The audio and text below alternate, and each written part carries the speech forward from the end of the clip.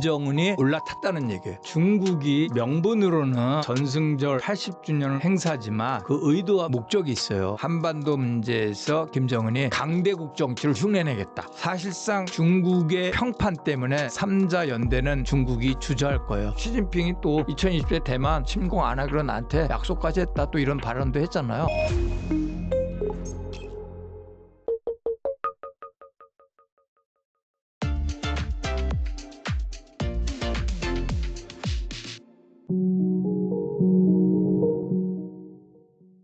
안녕하세요. 단란투자 구독자 및 시청자 여러분. 디펜스 뉴스의 진행을 맡고 있는 김대현 군사평론가입니다. 그동안 이제 디펜스 뉴스에서는 주로 무기체계와 방위산업 관련된 말씀을 많이 드렸는데요.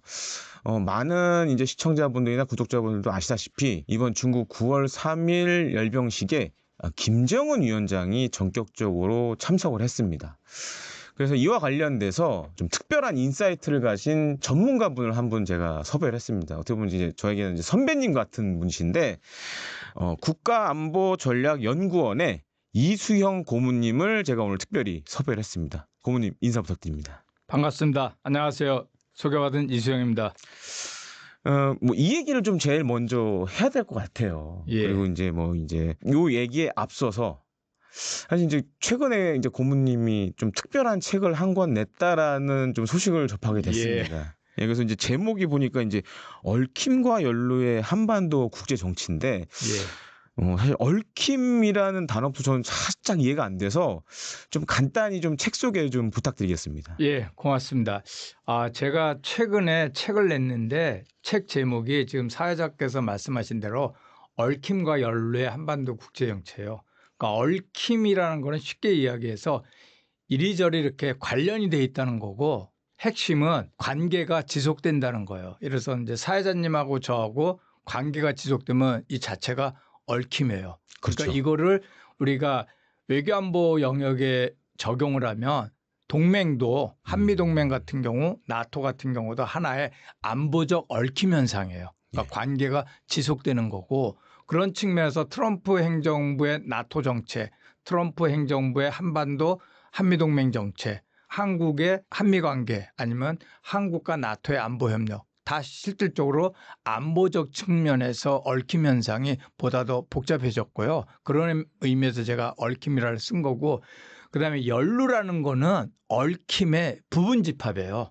근데 이제 우리가 일상적으로 우리가 어떤 행동을 한다 그러면 합리적으로 나한테 손해보다는 득이 되니까 우리가 어떤 행동을 하잖아요. 근데 이 연루라는 거는 득이 안 됨에도 불구하고 내가 사회자님 때문에 내가 이 행동을 해. 그러니까 사회자님하고 얽힘 관계가 아니면 나 이 행동 안 해. 예, 그래서 연루는 얽힘의 부정적인 형태.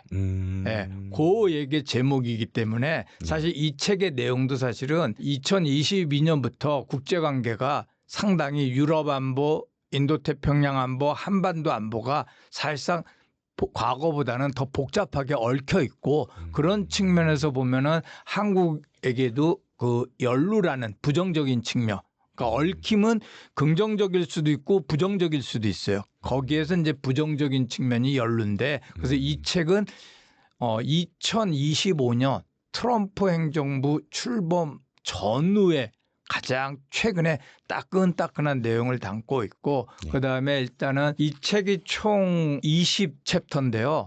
일단은 전문 학술서는 아니에요. 그다음에 조금 교양 수준에서 일단 나토와 한국과의 관계가 최근에 많이 커졌기 때문에 일반 독자들 그다음에 시청자들에게 나토에 대한 이해 필요성이 있어가지고 한 나토 이야기를 좀 반 정도 했고요. 그 다음에는 이제 트럼프 행정부 이야기 그다음에 이제 또 반 정도는 이재명 정부의 국익 중심 실용 외교 그러니까 이재명 정부가 닥친 외교안보 현실 그다음에 이재명 정부에서 풀어나가야 할 외교안보 숙제, 과제들 이거를 좀 담고 있는 책입니다. 그래서 어떻게 보면 제 입장에서는 최근의 이야기, 그다음에 앞으로 펼쳐질 이야기를 담담하게 칼럼 형식으로 써냈습니다. 많이 좀 구독해 줬으면 좋겠습니다.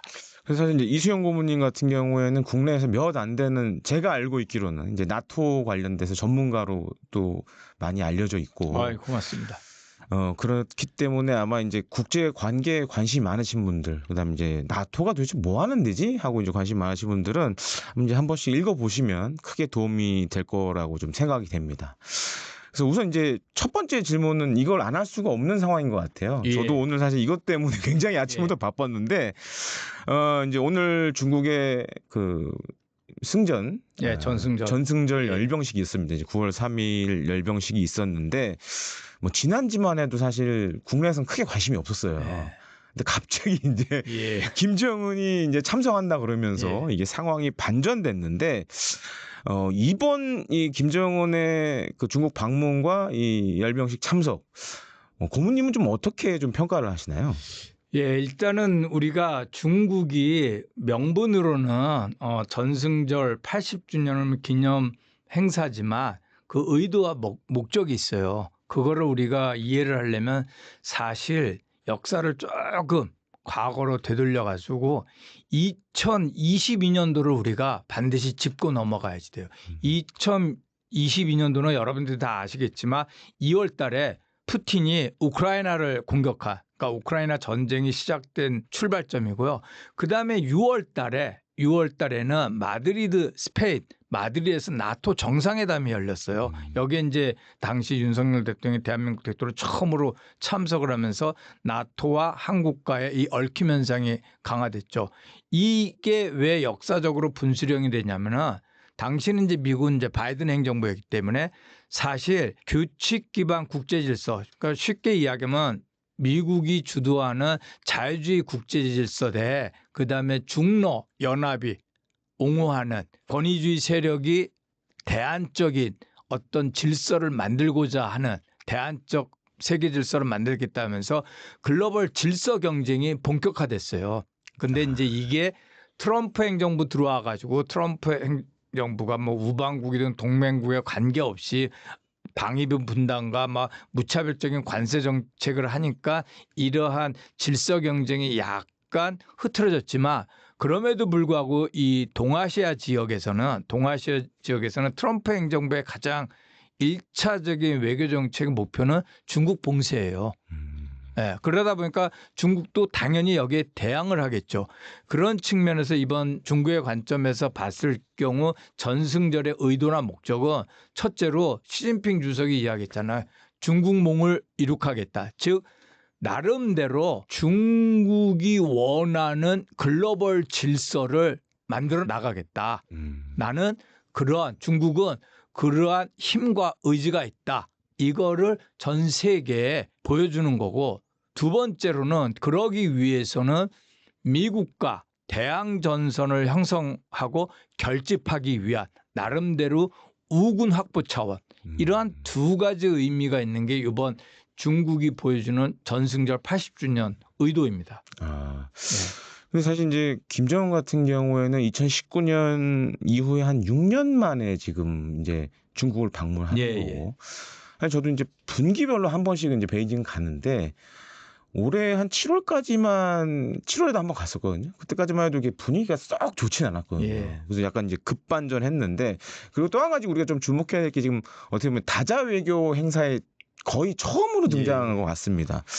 근데 이런 상황에서 김정은 위원장이 이 중국의 초청에 이렇게 반응하게 된 배경이 뭔지, 약간 이제 북한적인 관점에서 봤을 때 좀 어떻게 보시는지 좀 설명 부탁드립니다. 예, 제가 봤을 때는 크게 한 3-4가지 의도나 목적이 있는 것 같아요. 그러니까 모든 이제 전문가들이 이야기하듯이 이제 우크라이나 전쟁이 종전이나 휴전 상태로 되다 보니까 아무래도 그동안 좀 소원해졌던 중국과의 관계를 다시 복원해서 좀 경제적인, 그러니까 러시아보다는 아무래도 이제 중국과의 협력을 강화해야 경제적 지원을 받잖아요. 그래서 이제 경제적 혜택을 받고자 하는, 그러니까 어떻게 보면은 경제는 중국으로부터, 뭐 안보는 러시아로부터, 뭐 이런 목적 때문에 갔다는 해석도 있지만, 저는 그러한 해석을 부정하는 게 아니라 좀 다른 시각에서 이야기하면, 제가 아까 앞에서 이야기했듯이 전승절의 목적이 글로벌 질서 경쟁 차원이다 보면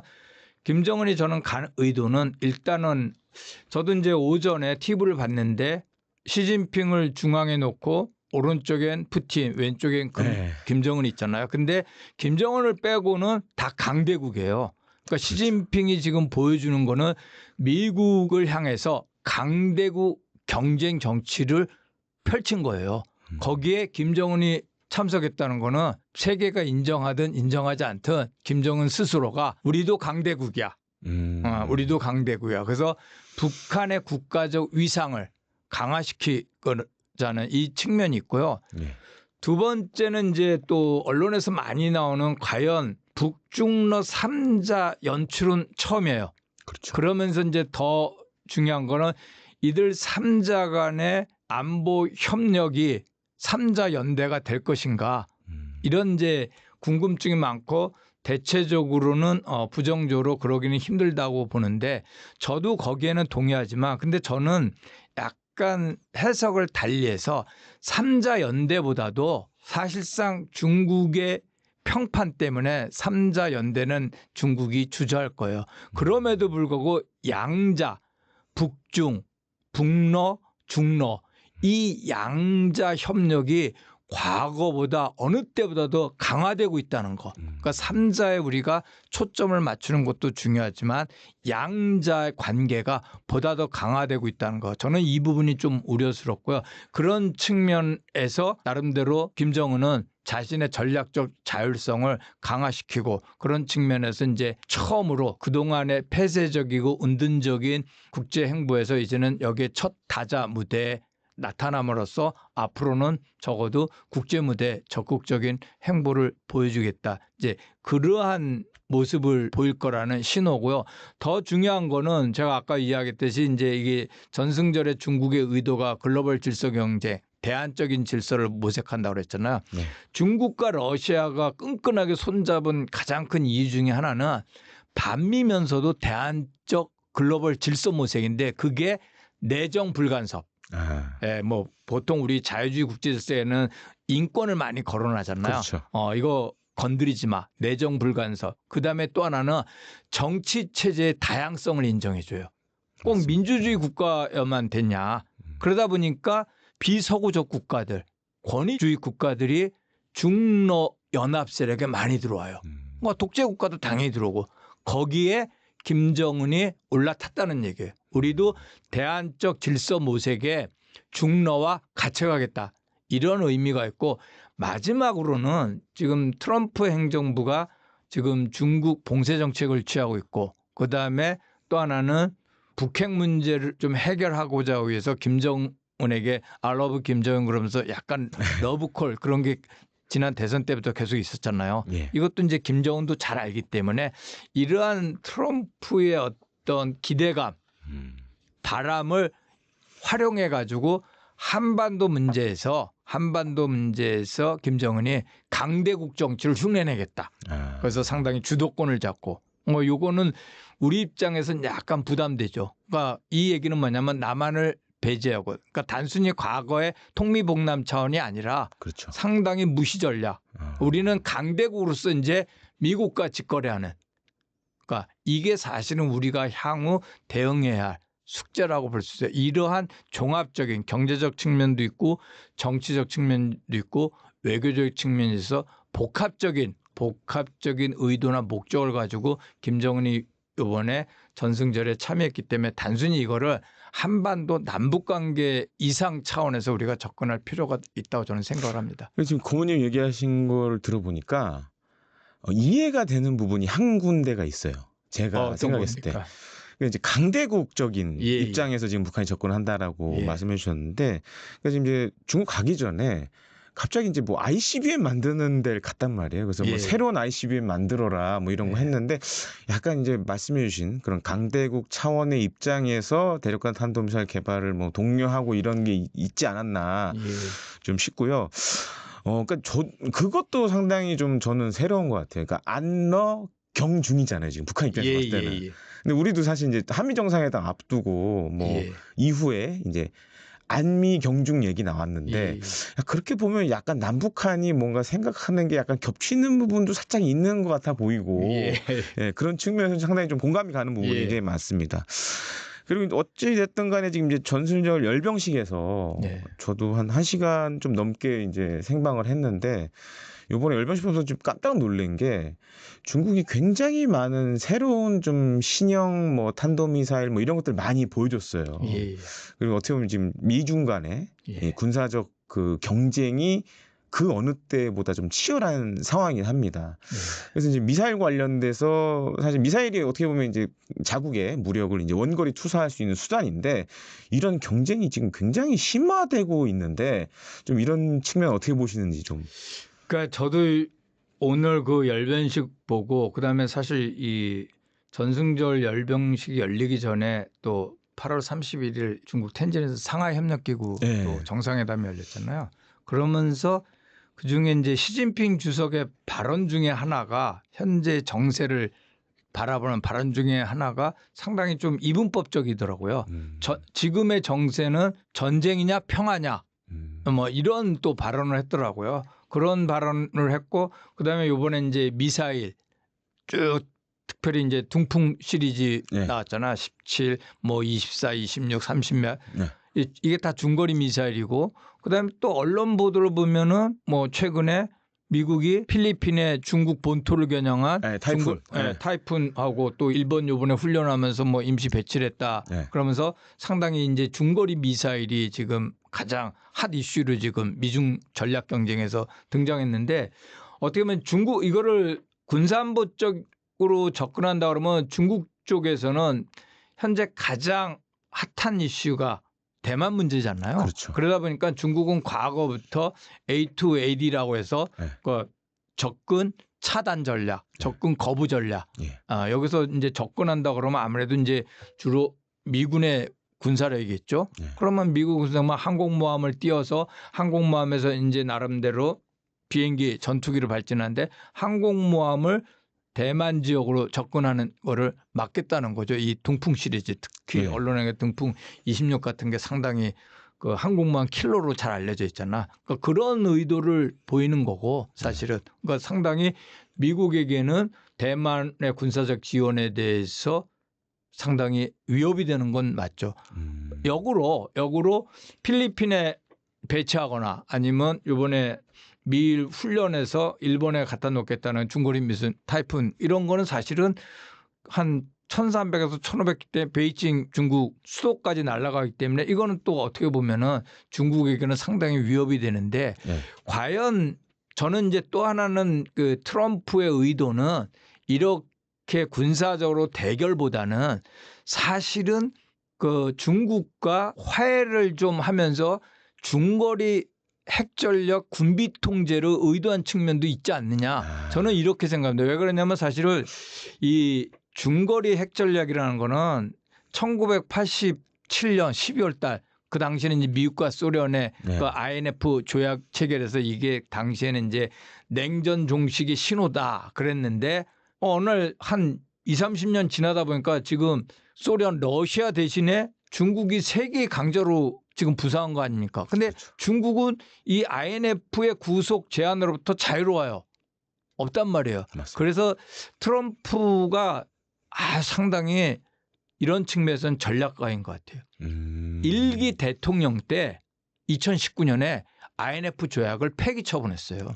맞습니다. 네. 그러면서 그 대상이 중국은 안 들어와 있는데 왜 우리가 여기에 제한을 받느냐. 중국 들어오라. 그런 이력이 있기 때문에 제가 여기 이번에 미국이 그러한 중국 본토를 겨냥한 중거리 미사일을 배치한다는 거는 단순하게 생각하면은 대중 봉쇄 위협 차원도 있지만 좀 화해적이고 뭐 나름대로의 지역 안정을 도모한다는 차원에서는 향후 중국과 그다음에 러시아 간의 새로운 중거리 미사일 군비 통제 협정까지 고려한 게 아닌가 저는 그런 측면도 좀 엿볼 수 있다고 해석을 했습니다. 고모님이 잘 지적해 주셨는데 네. 사실 이제 INF 때문에 뭐 과거 이제 미소 간의 그런 예. 준중거리 미사일 경쟁이 사실상 이제 끝났고 예. 그리고 미국도 안 만들고 러시아도 이제 사거리 500km 이상 되는 건 안 만들었잖아요. 예. 근데 그 사이에 중국이 준중거리 미사일 전력을 확 늘렸잖아요. 그게 그 둥풍 시리즈가. 네. 예, 그래서 맞습니다. 요번에 열병식 때도 이제 둥풍 26 예, 이런 예. 것들이 사실 이제 준중거리 미사일, 사거리 예. 5,000km 미만의 미사일들이 이제 등장을 했고, 예. 그다음에 저는 열병식 보면 놀랬던 게 이제 그 전에 19년도 열병식이나 15년도 열병식 보면 이제 대만을 주로 때리는 단거리, 중거리 탄도미사일들이 꽤 많이 나왔었는데 이번 열병식에는 하나도 안 나왔어요. 그죠. 그러니까 약간 메시지가 이전과는 좀 다른 것 같고 또 한 가지로는 이제 시진핑 국가주석도 보면 연설하는 걸 보면 이렇게 과격한 표현은 또 없더라고요. 예, 그게 맞습니다. 이제 아까 이제 고모님 얘기하신 대로 이제 만약 중국이 생각하는 새로운 질서에 관련된 얘기를 많이 했고, 그러면서 또 이 얘기도 한번 해야 될 것 같아요. 사실 뭐 일설에 의하면 이제 주로 이제 미국 쪽에서 그런 얘기 많이 나오는데 27년도에 뭐 중국이 대만을 침공할 수도 있다. 뭐 이런 얘기 많이 나오잖아요. 예. 그래서 이제 학자적인 입장에서 보셨을 때 과연 그런 일이 생길까? 어떻게 좀 생각하시는지 한번 좀 한 말씀 부탁드립니다.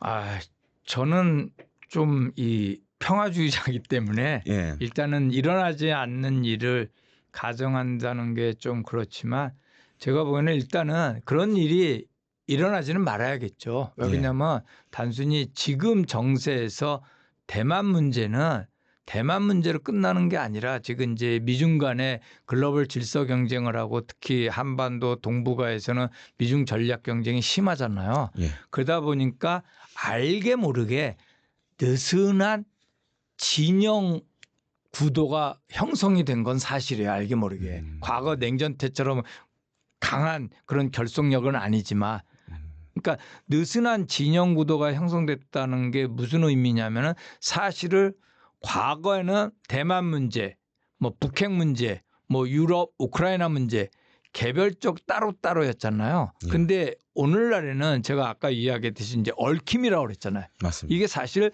유럽 안보하고 대서양 안보하고 인도 태평양 안보하고 한반도 안보하고 이게 같이 복잡하게 얽혀 있어요. 그러면 단순히 대만 문제가 예를 들어서 군사적으로 어떤 문제 생긴다. 이거는 대만 문제만 끝나는 게 아니라 북핵 문제하고도 연관되고 남북 관계도 또 북한이 대남 군사 행동을 할 수도 있는 이런 문제이기 때문에 사실은 대만 문제를 단순히 중국의 중국몽 차원에서 무력으로라도 대만을 통일시키겠다. 이 차원이 왜 안 되냐면 이거는 주변 국가에 엄청난 파장을 미치기 때문에 이거는 단순히 중국 내의 문제가 아니라 또 지역 내의 문제도 아니고 국제적인 안보 이슈이기 때문에 저는 그런 일이 발생할 거라고는 생각하지도 않고 또한 미국의 지금 헤그세스나 콜비 같은 국방 정책 차관하고는 좀 틀리게 트럼프는 예. 역설적으로 시진핑 관계 좋고 시진핑이 또 2020년 대만 침공 안 하기로 나한테 약속까지 했다 또 이런 발언도 했잖아요. 그래서 그런 부분은 사실 일어나기 저는 좀 힘들다고 봅니다.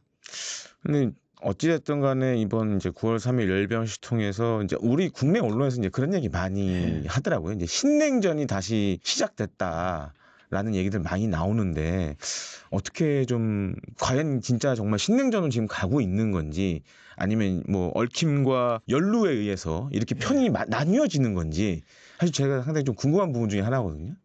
제가 봤을 때는 우리가 이제 과거 냉전이라는 거는 어나더 세계였잖아요. 서로. 그러니까 정치적으로는 민주주의고 경제적으로는 시장 개방 경제. 그다음에 또 하나는 소련은 공산주의고. 그죠? 네. 그다음에 계획 경제. 이게 서로 교류가 없었어요. 근데 냉전이 종식되고 지금 미중 간의 전략 경쟁 그다음에 대결 구도가 형성되기 전까지 30년 동안 세계화했잖아요. 맞습니다. 그죠? 세계화이기 때문에 설사 지금 글로벌 공급망을 아예 디리스크해서 떨어뜨리다 하더라도 사실 얽혀 있거든요. 얽혀 있고 그다음에 이게 신냉전이 되려면은 명확하게 새로운 그 대결 구도가 형성되고 그다음에 이념이 강조돼야지 돼요. 이데올로기가. 근데 지금 그러기에는 세계가 너무 얽혀 있고 그다음에 또 중국과 미국은 대결적으로 양상을 취하지만 중국과 또 미국의 가장 우방국이고 동맹국인 유럽과 중국은 나름대로 경제적 정치적 물론 이제 그 제한도 있고 갈등도 있지만 교류가 진행되고 있거든요. 그런 측면에서 신냉전으로 파악하기에는 무리가 있고 제가 보기에는 다만 다만 새로운 질서를 중러가 일정 부분 좀 모색하는, 그래서 지금은 신냉전이라기보다는 각자가 그리는 질서 이행기, 예, 그 과도기 된 양상이 저는 강하다고 해석합니다. 그리고 사실 이제 질문에 없는 내용인데 예. 많은 분들이 지금 사실 남북 관계를 주목을 안 할 수가 없는 상황입니다. 예. 그리고 뭐 열병식 관련된 뭐 앞에도 이제 말씀을 드렸지만 향후 좀 남북 관계는 어떻게 전망을 하시나요? 지금 이게 제가 앞에서 얘기했지만 2020년대 들어와서 일단은 북한이 적대적 두 국가론을 얘기했어요. 맞습니다. 그죠? 예. 적대적 두 국가에서 그게 이제 지난 그 하노이 북핵 협상 과정에서 남한 정부에 대한 어떤 배신감, 분명히 이제 그게 있는 거죠. 예. 우리도 또 미국으로부터 또 이게 약간 배신당한 측면이 사실 있는 거죠. 일단은 적대적 두 국가론을 했고 나름대로 각자 살자. 이 측면이 강하고, 그다음에 특히 북한이 그러니까 냉전 종식 이후 가장 어려웠던 시기가 냉전 종식 이후 90년대 초중반이에요. 그죠? 고난의 행군. 예. 지금 북한 경제가 힘들다 하더라도 그에 비하면은 상당히 상대적으로 강한 거죠. 거기에다가 북한은 좀 운이 좋은 것 같아요. 제가 보는. 2022년 이 우크라이나 전쟁이 북한에게 또 다른 기회의 창을 마련해 준 건 사실이에요. 기회의 창을. 이쪽 이제 모멘텀. 네, 모멘텀이 된 거죠. 근데 그게 긍정적으로 작용을 하면서, 그러면서 북한은 당분간, 그다음에 또 트럼프가 북한에 대해서 러브콜을 보내는 건 우리가 다 인정하는 부분 아닙니까? 그렇죠. 그러니까 대외 환경은 역설적으로 북한에게 유리해요. 그래서 북한이 조금 욕심을 낮추면은 언제든지 협상 국면은 접어들 수는 있어요. 그거는 이제 북한이 몸값을 올리기 위해서 그건 자제하고 가장 최후의 순간으로 미루겠죠. 그러니까 그런 측면에서 보면은 당분간 남북 관계에서 북한이 남한에 대해서 노크하거나 접근하기는 힘들고 상당히 무시 전략을 저는, 특히 이제 제가 앞에서 이야기했듯이 강대국 정치를 좀 흉내내면서 무시 전략을 취할 것 같고, 그러면은 우리 정부는 어떻게 해야지 되냐. 근데 사실은 우리 정부는 제가 그 노태우 정부 때부터 지난 윤석열 정부까지 이게 8대 정부예요. 그렇죠. 네, 8대 정부에 가만히 보니까 그 와중에 이제 우리 국내에는 이게 보수니 진보니 뭐 좌파니 우파니, 그런데 냉정하게 생각해서 한반도가 주변 강대국의 이익이 교차하는 전략 공간이라는 건 누구나 다 인정하잖아요. 마찬가지로 우리가 북한을 무시하고 우리가 한반도 평화와 안정을 가져갈 수 있느냐. 북한을 우리가 완전히 접근을 안 하고 무시하고, 근데 그게 안 된다 그러면은 이제는 우리가 한번, 제가 나중에 이제 결론 부분에 다시 한번 이야기를 하겠지만 공존의 남북 관계를 모색해야지 되고, 그런 측면에서 저는 지금 이재명 정부가 지속적으로 낮은 단계에서 북한의 입장과 관계없이 대화와 만남을 위한 제스처, 일관된 신호를 북한에 보내는 게 저는 맞다고 보고, 그러면은 성경 말씀처럼 두드리라, 그문 열리라. 그게 남한의 그다음에 한반도 전체 평화와 안정에 저는 도움이 된다고 봅니다. 이제 뭐 마지막 좀 질문이 될 것 같은데 예. 남북 대화 못지않게 사실 북미 대화에 대한 기대도 굉장히 큽니다. 예. 그리고 이제 트럼프 2기 행정부 출범하고 그 전부터 이제 선거 활동할 때부터도 전화 한 통화하면 김정은과 뭐 좋은 관계가 될 수 있다. 맞습니다. 제가 생각 2017년에는 엄청 싸웠잖아요. 뭐 예. 자기 책상에 작은 버튼 있다, 큰 버튼 있다, 뭐 이런 거 가지고 싸웠는데 향후 좀 북미 관계는 어떻게 진전이 될까요? 저도 이제 우리가 이제 트럼프 대통령이 되고 나서 대한민국의 이제 안보 전문가들 약간 우려한 사항이 뭐냐면은, 근데 저는 실질적으로 그게 맞다고 봐요. 그러니까 그 미국의 어느 대통령보다도 트럼프는 북핵 문제를 적나라하고 정확하게 진단했어요. 그러니까 1월 20일 취임하고 나서 뉴클리어 파워라는 표현을 썼잖아요. 이 얘기는 뭐냐면 북한을 핵보유국으로 인정한다는 게 아니라 북한이 사실상 핵 능력이 있다. 그러니까 정확히 북한의 군사력을 진단을 정확히 한 거예요. 그러니까 진단을 정확히 해야 처방이 나오잖아요. 그러니까 이거에 대해서 우리 그 당시 그러니까 지금으로 하면 8개월 전인데 난리 났었죠.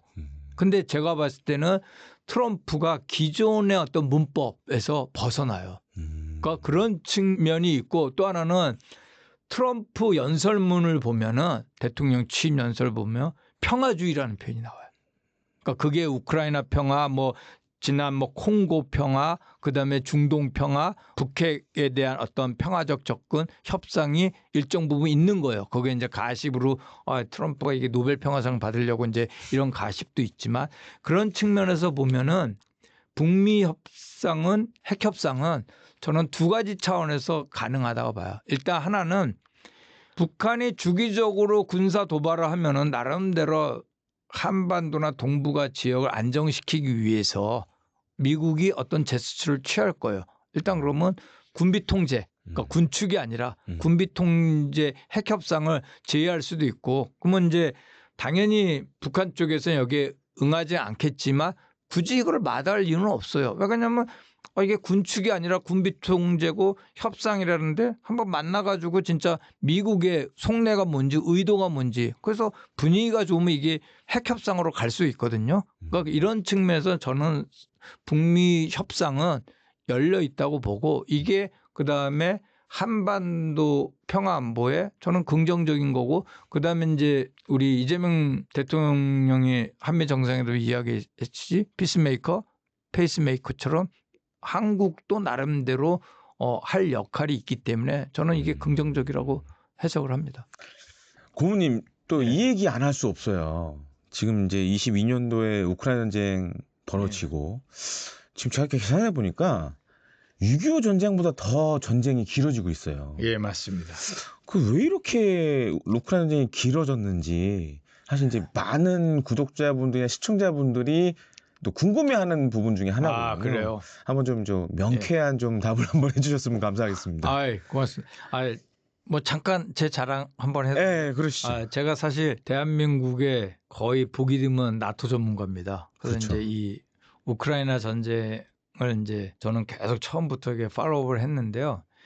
일단 이제 우크라이나 전쟁에서 러시아의 지금 입장이 가장 중요해요.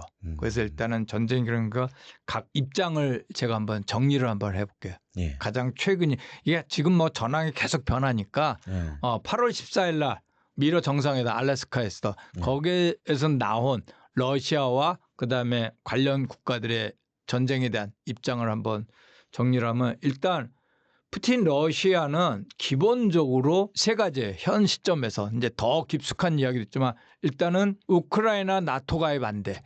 예. 이게 전쟁의 핵심 원인 중에 하나거든요. 그다음에 두 번째 현재 전황 상태를 인정하라는 거예요. 그중에서도 지금 현재 전황 상태가 어떠냐면 지금 러시아가 우크라이나 영토를 대략 18%에서 전체 20%를 점령했는데 보면은 크림반도 그다음에 크림반도하고 자포리자, 헤르손 여기를 지금 한 73% 정도 점령한 상태예요. 요거를 그대로 인정하라. 그다음에 이제 더 나아가서 우리가 이제 언론에서 돈바스 지역이라는 도네츠크, 루안스크 여기는 88%를 러시아 점령했는데 그러니까 12%가 어떻게 보면 부족하죠. 아예 통째로 이거 포기해라. 여기 이제 산업 지역이거든요. 이게 지금 러시아 푸틴이 요구하는 두 개고 세 번째는 뭐냐면 우크라이나 안전보장과 관련돼서 나토군이 아니라 유럽 안전보장군이 우크라이나 주둔하는 거 인정 못해. 아, 그것도 인정 못해. 네, 인정 못해.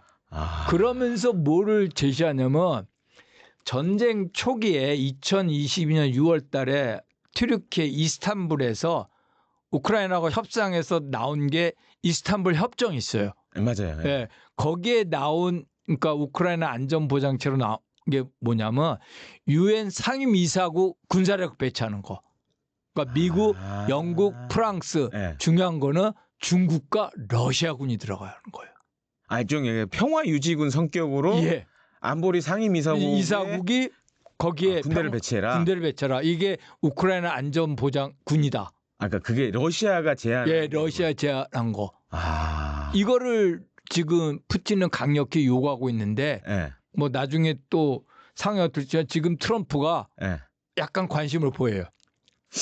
그래서 트럼프 입장에 봤을 때는 받아들일 수도 있는 예. 일종의 옵션이 될 그래서 수 있네요. 가끔가다 언론에서 예. 중국군이 우크라이나 간다. 예. 이게 지금 이런 맥락이에요. 예, 이게 지금 그 러시아의 입장이고요. 예. 더 나가서 러시아는 우리가 언론에서 보면 1997년을 이야기해요.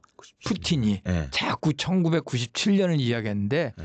이 97년이 뭐냐면은 나토하고 러시아하고 기본 협정을 맺은 해예요. 근데 이 97년에 어떤 일이 있었냐면 냉전 종식 이후 동유럽 국가들 과거 바르샤바 조약기구 회원국인 헝가리, 체코, 폴란드가 99년에 나토 회원국이 됐지만 97년에 나토 회원국이 되겠다고 러시아가 그걸 인정을 한 거예요. 대신 그러니까 이들 국가의 신규 그러니까 냉전 이전의 나토 회원국이 재밌게 16개 국가예요. 지금 나토 회원국이 32개 국가인데 맞습니다. 냉전 종식 이후에 16개 국가예요. 거기에 99년에 헝가리, 폴란드, 체코 얘네 세 나라가 가입을 했어요. 그 가입하기 전에 나름대로 러시아가 인정하면서 나토하고 사이좋게 지내자 기본 협정을 만든 게 97년이고 거기서 나온 게 뭐냐면 그러면 신규 나토 회원국이 된 영토에 나토군 배치하지 마. 무기 배치하지 마. 그래서 자꾸 97년을 이야기하는 거예요. 그래서 푸틴의 궁극적인 목적은 지금 나토 동쪽으로 진출한 나토의 군사력을 가능하다면 그 97년으로 되돌리고 싶은 거예요. 그러니까 상당히 러시아의 제국을 어떻게 보면 꿈꾸는 거죠. 예. 그러니까 이게 제국을 만든다라는 것도 있지만 저도 사실 이제 뭐 나토에서 잘 알지 못하지만 나토 회원국들이 지금 다양한 연습이나 훈련을 말씀해 주시면 폴란드라든지 체코라든지 루마니아 이런 데서 하고 있고 예, 또 발상국에서도 많이 그렇죠. 하잖아요. 예. 그렇게 보면 이제 러시아 입장에서 일종의 완충 지역을 좀 만들어 놓고 싶다라는 좀 욕심도 담겨 있다라고 봐야겠네요. 그렇죠. 그러면. 그게 97년까지 간다 이런. 97년까지. 네. 그다음에 이제 지금 우크라이나 젤렌스키 입장은 지금 트럼프가 2월 달에 젤렌스키 하면서 너 카드 없잖아. 당신 카드 칩도 없는데 하면서 영토를 포기할 의사를 내비쳤어요. 그러니까 이게 너무 이게 전쟁으로 지치니까 대신 확실하게 안전 보장을 해달라. 우크라이나 입장은 냉전 종식 끝나고 그 부다페스트 협정에서 핵무기 다 그렇죠. 폐기했죠. 폐기했는데 안전보장 책임진다 놓고 다 지금 손 뺀 거 아니에요. 그러면 또 우크라이나 또 종전 협상했는데 또 안전보장 했는데서 또 침략받을 수도 있잖아요. 그렇죠. 그래서 영토 부분은 안전보장만 확실하면 포기할 수 있다는 얘기예요. 포기할 수 있는데 근데 그 안전보장이 명쾌하지가 않아요. 지금 해줄 수 있는 좀 그렇더라고요 보니까. 네. 그러니까 이제 일단 러시아가 나토 가입은 안 된다고 하고 있고, 그렇고 이제 우크라이나 입장에서 봤을 때는 뭔가 이제 미국과 상호 방위 조약이라든가 유럽 국가들 혹은 이런 걸 좀 생각을 하고 있는데 일단 트럼프 대통령은 그 생각 없는 것 같고, 유럽 국가들도 그렇게 적극적이진 않은 것 같고. 그래서 사실 이제 그러면은 이제 우크라이나의 안전 보장을 해줄 수 있는 나라들이 영국, 독일, 프랑스, 유럽 국가들이에요. 그래서 이제 이 부분에 대해서 트럼프 대통령도 계속 이야기한 게 그럼 유럽 국가들이 들어와라. 그 안전지대로 들어와라. 근데 그 병력이 적어도 우크라이나하고 러시아하고의 국경이 1000km 이상이기 때문에 3, 4만 명 가지고는 안 돼요. 10만 명 정도 이상이 돼야지 돼요. 그거 들어와라. 그럼 미국은 뭐 하냐? 미국은 거기에 주둔 안 하고 항공정보, 정찰, 그 정보만 제공해 주겠다 이런 얘기예요. 그러니까 이게 젤렌스키 입장에서는 허술한 거예요. 그렇죠. 네.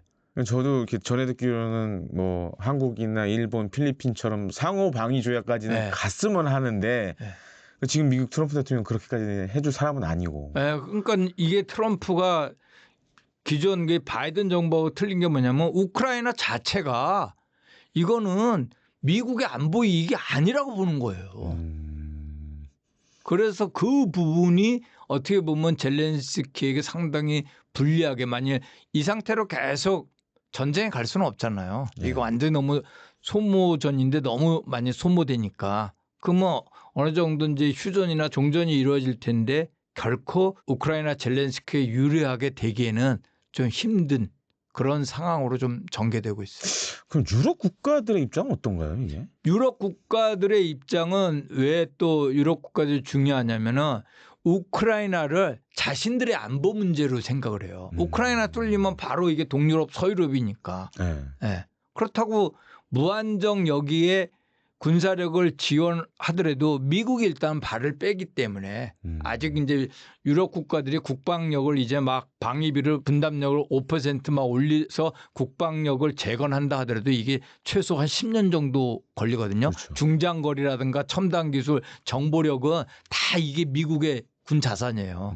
그래서 미국이 떨떠름하게 생각하기 때문에 유럽 국가들이 우크라이나 안전 보장을 하고 싶어도 그러니까 지상군 파견 정도. 예, 이 지상군 파견 정도인데 여기에 대해서 푸틴이 강하게 반대하니까 그러니까 이해관계가 서로 충돌하는 거고 미국도 유럽 국가 입장보다는 푸틴 쪽에 가깝고 아니면은 그냥 우리는 정보력, 항공과 관련된 정보 자산 정도, 정찰 정도 이걸 제공하게 되니까 유럽 국가들도 어떻게 보면 답답한 측면이 있는 거예요.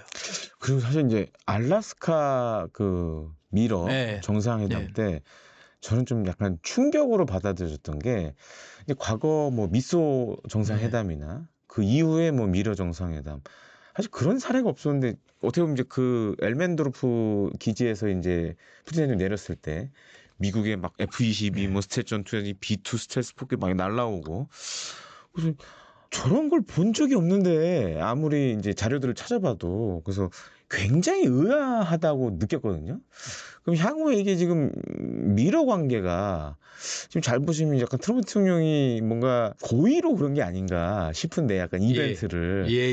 그래서 향후 좀 미러 관계는 좀 어떻게 보세요? 사실은 이제 우리 트럼프 행정부 출범 이후 어차피 이제 트럼프 행정부는 1기 때와 마찬가지 2기 때 이제 보다 더 강화됐죠. 목표는 하나예요. 중국 부상한 걸 막겠다는 거예요. 중국 잡겠다는 거예요. 그래서 이제 트럼프 행정부 출범 후에 전략으로 이런 얘기가 나왔어요. 역신저 전략. 아마 사회자님도 들어보셨을 거예요. 그러니까 저 처음 들어봤어요. 왜 또 이렇게 겸손하고. 아닙니다. 왜냐하면 이게 뭐냐면 네. 보통 우리가 트럼프 행정부 출범하고 많은 언론에서 전문가들이 이야기한 게 강대국 시대가 다시 도래했다, 부활했다, 맞아요. 네. 소환됐다 그러잖아요. 네. 그러면서 미국, 중국, 러시아의 강대국 삼각관계.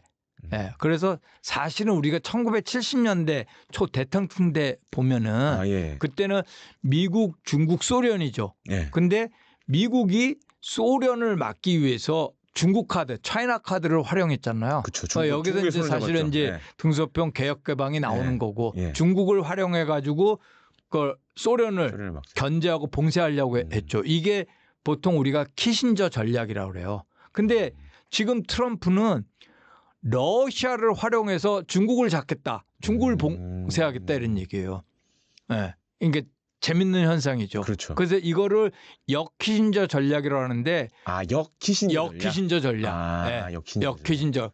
그 당시에는 소련을 잡기 위해서 중국을 활용했는데 이번에는 중국을 잡기 위해서 소련의 후예인 러시아를 이용하니까 그래서 역키신저인데 근데 그렇게 해석하는 것도 과하지 않은 게 알래스카 보세요. 우리가 봤을 때는 러시아는 전범 국가예요. 우크라이나를 침략했잖아요. 그래서 2020년 당시 바이든 정부에서 국제법을 위반했다고 엄청나게 비난하고 테러 제재를 막 가했잖아요. 그죠? 그런데 트럼프가 돼가지고 미국과 정상회담을 했다는 거는 러시아를 강대국 지위로 복귀시킨 상징성이 있는 거예요. 네? 그죠? 그렇죠. 강대국 대우를 해준 거예요. 거기에서 주로 다룬 문제가 우크라이나 문제잖아요. 그러면 우크라이나는 없어졌죠. 네. 그죠? 그러니까 이게 무서운 게 우리가 강대국 정치가 보는데 19세기 초반 우리 유럽 협조체제라는 얘기, 강대국 협조체제. 그러니까 미국하고 러시아 강대국이 약소국 우크라이나 안보 이익을 놓고 서로 흥정을 하는 거예요. 이거는 국제정치의 무서운 이야기죠. 어떻게 보면 과거로 굉장히 많이 회귀했네요. 진짜. 많이 해결한 측면이 있고 그런 측면에서 이걸 보고 다른 국가들이 야 우리의 안보적 자각력을 키워야겠다. 우리도 아무리 동맹국이고 강대국의 지원을 받더라도 강대국끼리 맨날 싸우고 경쟁하는 게 아니라 서로의 이익이 맞으면은 협력도 하더라. 근데 약소국의 이익을 놓고 그러니까 구한말 때 대한제국이 그 희생물이 된 거예요. 그렇죠. 구한말. 예. 예. 그러니까 지금 어떻게 보면 젤렌스키 입장에서는 미러 알래스카 정상회담을 보면 황당한 거죠. 예. 그게 강대국 측면에서 보면은 성공 가능성은 거의 희박하지만 나름대로 역키신저 전략을 통해서 중국을 견제하기 위해서 미국과 러시아의 관계를 부드럽게 만들어가고 이거를 활용해서 러시아와 중국 간의 간격을 넓히기 위한 그런 측면도 있다고 해석해도 그렇게 큰 무리한 해석은 아니라고 봅니다. 그리고 이제 또 한 가지로는 뭐 지금 유럽에서 뭐 그런 얘기 많이 나옵니다. 이게 어떻게 보면 이제 27년 중국 네. 대만 침공 같은 건데 유럽에서 우크라이나전이 끝나도 다음은 우리가 그러니까 유럽 국가들이 또 한 번 전쟁의 대상이 될 수 있다라는 그런 약간 경고성 메시지들이 많이 나오거든요. 네. 고모님 보시기엔 그럴 가능성이 있을까요? 그러니까 그게 왜 자꾸 나오냐면 제가 아까 이야기했잖아요. 이제 나토의 동진 정책, 나토 확대 정책이죠. 네. 보면은 이제 러시아 국경을 보면은 과거에는 뭐 스웨덴이나 핀란드도 중립국이었잖아요. 나토 네. 회원국이 아니었는데 24년, 25년 회원국이 됐죠. 네. 그 다음에 발틱, 에스토니아, 라트비아, 삼국, 리투아니아 삼국. 네. 다 러시아하고 국경을 접하는데 네. 그다음에 뭐 조지아도 뭐 나토 회원국이 됐다고 아우성치고 뭐 보스니아 헤르체고하고 이런 일이 없었는데 지금 푸틴이 봤을 때는 아까 제가 이야기한 1997년을 푸틴이 계속 이야기하는 게 1997년이면 지금 스웨덴, 핀란드, 발틱 상국, 루마니아 이런 나라들이 나토 회원국이 아니었을 때예요. 맞아요. 그때까지 그러니까 우리가 이제 냉전 초기에 롤백 정책이라잖아요. 양탄자 쭉 깔은 거를 뒤로 말아. 네. 이걸 롤백이라고 하잖아요. 네. 그러니까 지금 푸틴이 가장 극단적으로는 그것까지 가겠다는 거예요. 아예 과거로. 예, 진짜. 그래서 야 푸틴의 이게 제국의 욕망. 예. 그러면서 혹시 우크라이나 문제가 뭐 어떤 식의 뭐 종전이든 휴전이든 잘 처리되면은 군사력을 키워가지고 미국도 나름대로 이제 유럽 안보에 대해서 약간 방기하고 유럽 국가들의 책임을 전가하는 상황에서 이거 97년 이야기는 푸틴은 계속 하는데 혹시 어느 날 갑자기 전격적으로 이거 하는 거 아니냐 그러한 안보적 우려감이 있는 거죠. 근데 사실 그랬다가는 진짜 이게 나토와 러시아의 대결이기 때문에 그거는 일어나기는 힘들고 네. 대신 이제 정치적인 외교적인 압박은 푸틴이 계속할 거예요. 네. 그러니까 군사적 압박보다는 정치적이고 외교적으로는 계속적으로 압박을 할 거예요. 그러니까 푸틴의 머릿속으로는 1997 이 기억이 상당히 많고 사실은 우크라이나 전쟁 2022년 2월 푸틴이 우크라이나를 공격했잖아요. 네. 그 바로 전에 2021년 12월 달에 푸틴이 미국과 나토에 협상안을 보내요. 각기 한 7개 조항. 그중에 하나가 1997년 이런 얘기 나오는 거예요. 그러니까 리턴 투 1997. 리턴 투 1997. 그러니까 푸틴 입에서 계속 이야기를 하니까 야, 이게 이제 미국도 발 빼고 유럽 스스로 국방력 책임지려는데 푸틴 입에서는 자꾸 97을 이야기하니까 그러한 우려감이 있는 거죠. 그럼 고모님 얘기를 들어보니까 저도 상당히 좀 이제 과거 역사를 이제 복귀하면서 다시 좀 이해가 되는 부분이 있는데 그렇다면 이게 러우 전쟁의 결말은 어떻게 될까요? 일단 러우 전쟁의 결말은 어떤 식으로는 전쟁이 끝나야 될 거 아닙니까? 그죠? 그러니까 푸틴 입장에서는 완전히 이거는 친러 세력 만드는 게 우크라이나를 아니면은 완전히 중립화. 예. 그다음 좀 더 양보한다 그러면 혹시 아까 제가 이야기한 유엔 안보리 상임이사국 군사력이 배치되는 안전보장. 좀 더 양보한다 그러면은 그래 유럽 국가들 들어오되 예, 지금 이제 푸틴이 이야기한 절대 나토 가입 니네 안 돼. 예, 이런 것들. 그럼 저 우크라이나의 EU 가입은 가능할까요? 과거에는 푸틴이 EU 가입은 용인을 했어요. 예, 용인을 했어요. 그게 새로운 협상 카드로 등장할 수도 있어요. 푸틴은 우크라이나가 나토 가입은 안 되더라도 EU 가입은 가능하다.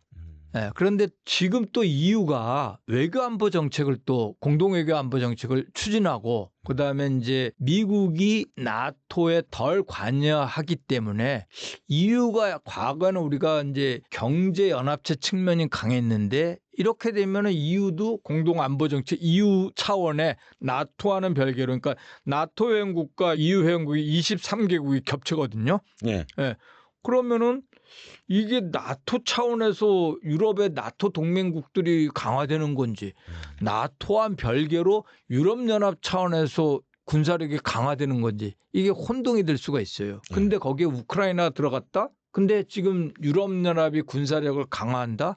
과거에는 푸틴이 우크라이나 EU 가입을 찬성한 거는 경제적 측면을 강조해서인데 근데 지금 변화된 상황에서 유럽연합의 안보적, 군사적 측면이 강화되면은 푸틴은 또 생각이 복잡해지죠. 과거에는 찬성을 했어요.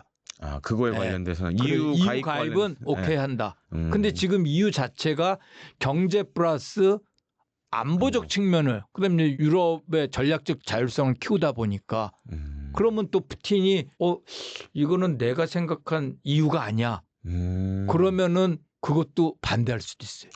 근데 좀 뭐 이건 이제 미래 얘기일 수 예, 있는데 만약에 이제 우크라이나전이 어찌 됐든 뭐 휴전이 됐든 종전이 되든 하면 제가 봤을 때 가장 큰 문제는 이제 과연 이 그동안 전쟁을 지지해왔던 푸틴을 지지해왔던 러시아 사람들의 생각이 과연 어떻게 바뀔까 이게 굉장히 중요할 거라고 보여지는데 만약 그렇게 전쟁이 종전으로 끝난다면 과연 러시아는 향후에 어떻게 될까요?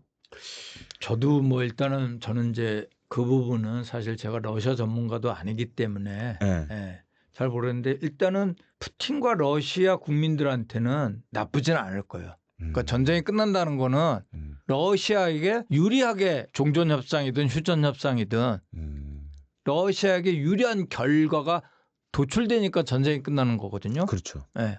그런 측면에서 본다 그러면 그 지루했던 장기전, 소모전이 전쟁이 끝난다 그러면은 사실상 뭐 러시아의 승리고 푸틴은 그걸 또 선전할 거고 그러면 이제 러시아 국민들도 오히려 나름대로 전쟁 지속보다는 나쁘지 않다고 저는 볼 거예요.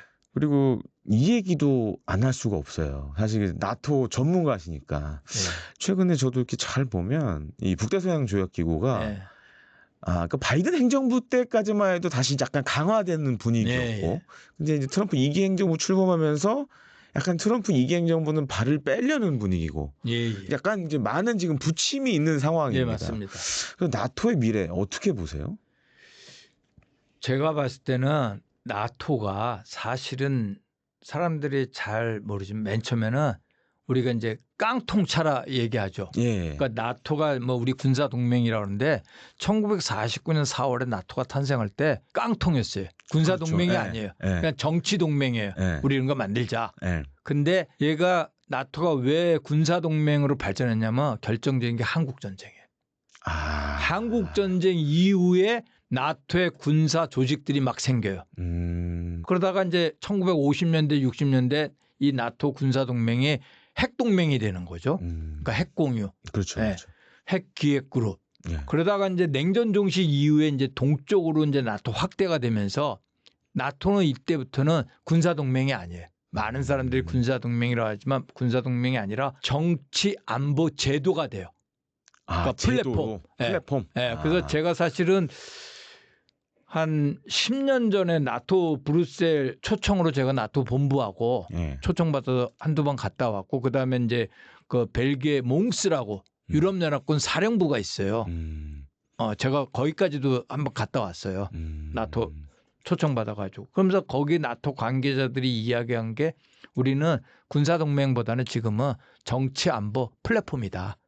예, 플랫폼. 그러면서 사실은 이번에 이제 우크라이나 전쟁으로 드러났지만 계속적으로 나토의 군사력이 계속 떨어지는 거예요. 맞아요. 예. 예. 그러니까 방위비도 계속 떨어지고 예. 그러다가 깜짝 놀란 게 2014년 푸틴이 크림반도 강제 병합한 거예요.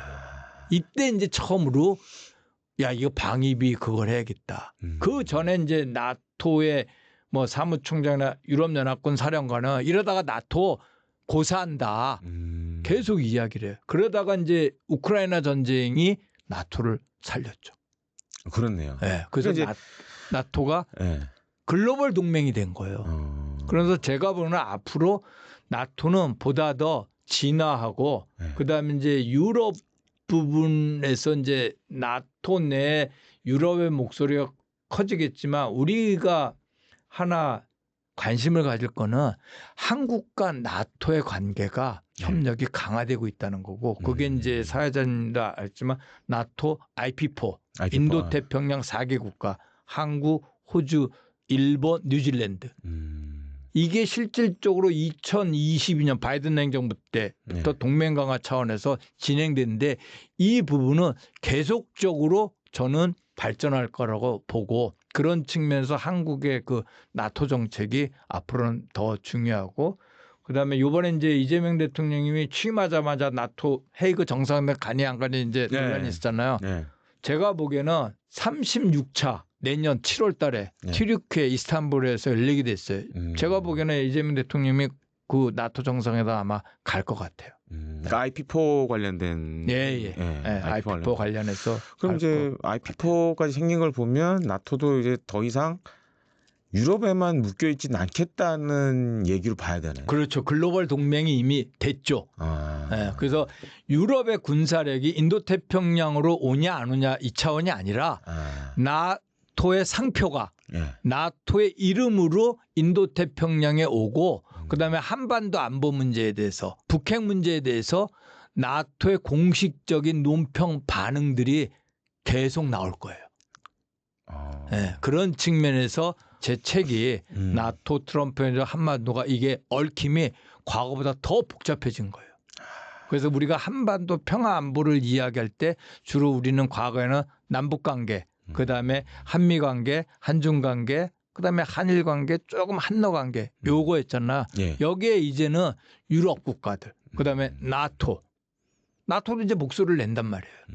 그래서 보다 더 그 얽힘의 한반도 국제 정치가 보다 더 복잡해졌어요. 그래서 이제 나토 회원국들 좀 보면은 이제 뭐 영국도 있고 프랑스도 있고 독일도 있고 한데 저도 이제 어디서 뭐 얘기를 좀 들어보니까 지금 사실 잘 보면 이제 유럽의 경제가 좋지는 않잖아요. 그래서 이제 이런 나라들이 지금 많은 경제적인 이익이 걸려 있는 공간이 사실은 인도 태평양 지역이다. 그렇게 많이 평가들을 하시더라고요. 그럼 IP4도 약간 이제 물론 외교 안보적인 문제도 있지만 이제 그런 경제적인 것도 좀 담겨져 있다라고 봐야 되나요? 담겨져 사실 있죠. 왜 그러냐면은 그러니까 유럽 연합이 동아시아에 처음 관심을 보인 게 90년대 중반이에요. 그러니까 유럽연합 차원에서 이제 동아시아 전략 보고서가 나오고 그다음에 이제 보면은 프랑스 같은 경우는 아예 이 인도태평양 지역에 자국민이 있고 도서를 갖고 있잖아요. 맞습니다. 그다음에 군대도 지금 배치하고 있고 그다음에 또 인도태평양 지역의 경제력이 상승하니까 이게 또 유럽 대상 경제에 또 관여가 되니까 경제적 측면. 근데 이 부분이 우리 인도태평양 그러면 지금 문제되는 게 동중국해, 남중국해, 중국과 미국의 어떤 전략 경제. 그죠? 이런 측면이 나름대로 유럽의 경제적 이해관계에도 도움이 되기 때문에 상당히 관심을 갖는 거는 당연하고 대신 군사력을 인도태평양에 투사할 수 있느냐. 그 부분은 유럽의 이제 전문적인 싱크탱크 IISS에서도 분석을 했지만 그건 여력이 없고 특히 지금 러시아, 우크라이나 전쟁이 있는데 그래서 사실은 유럽이 정치적 외교적으로는 인도태평양에 목소리는 계속 낼 거예요. 나토라는 이름으로 유럽연합이란 이름으로. 근데 이제 군사력까지 투사하는 거는 그거는 사실상 힘들고. 그렇다면은 우리나라와 나토와의 관계 예. 이건 이제 어떻게 이제 미래지향적으로 가야 되는데 혹시 그와 관련돼서 좀 이제 해주실 말씀이 있으시다면. 저는 지금 이제 나토가 인도 태평양에 온다는 거는 지금 우리가 일반적으로는 나토를 군사 동맹으로 보지만 그렇죠. 나토가 야누스의 얼굴을 갖고 있어요. 제가 아까 정치 안보 플랫폼이라고 그랬잖아요. 예. 예, 그래서 포괄적인 음. 다자적 안보 제도, 다자적 안보 제도 플랫폼 측면인 거죠.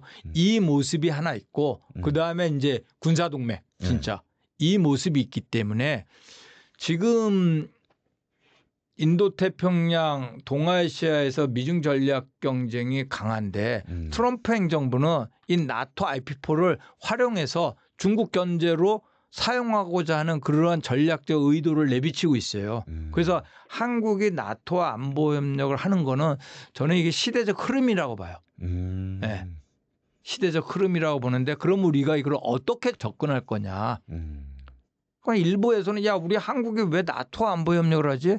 지금은 가장 대한민국 K 트레이드 마크인 방산. 방위산업. 예. 네. 그래서 대신 나토를 군사 동맹으로 접근해서 나토와 협력을 한다 그러면은 우리가 저게 얽힘이 아니라 연루의 딜레마에 빠질 확률이 높아요. 네. 그래서 되도록이면은 다자 안보 제도 측면에서 한국과 나토의 안보 협력을 키워나가는 방법. 그다음에 더 나아가서는 구체적으로는 나토와 안보 협력을 할 때 우리 내부적으로는 협력의 목적, 목록, 영역, 그다음에 강도를 정해야지 돼요. 네, 그래서 상당히 나토와 안보 협력을 하는 게 과거와는 틀리 상당히 전략적으로 접근할 필요가 있다.